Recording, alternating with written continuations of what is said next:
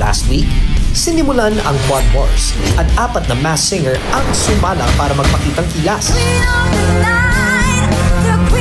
Parang sinasabi mo sa amin na hindi ka talaga magpapatalo because for tonight, you deserve to be the queen. Yung best way na mai-interpret niya yung kanta, yun lang ang ginagawa niya. Hindi siya nagpapasikat, kaya napakagaling. Pinay na pinay yung boses.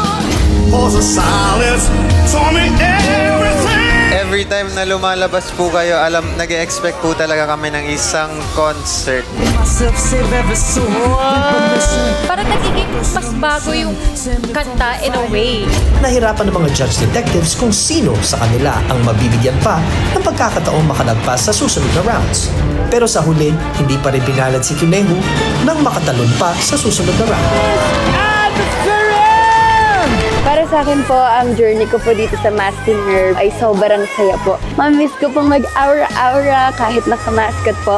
At ngayong gabi, sa pagpapatuloy ng Quad Wars, ang 4 na masked singer ang muling maghaharap-harap, Mr. T. Here come off that top, come grooving up slowly. Yun, salamat sa sarili mong version. May i-cover na naman kami. Gagayahin. Saludo sa'yo. Jelly Bean.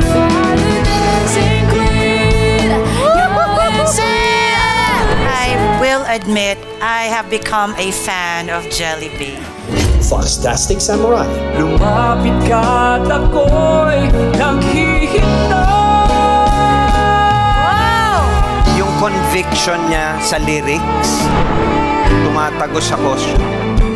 Monster Show. Tell me, do you wanna go where it's covered in all colors? What I really like about you is really your voice. Parang ang sarap-sarap niyang pakinggan. Kaninong performance kaya ang mangingibabaw ngayong gabi? At sino kaya ang tuluyan na magpapaalam sa kompetisyon? Alam ba kung gaano kahirap to? Ganito kahirap. Ganyan kahirap. Kahirap na kami. Malalaman natin yan sa pagpapatuloy ng masayang kantahan at hulaan dito sa pinakamalaking mystery singing competition, ang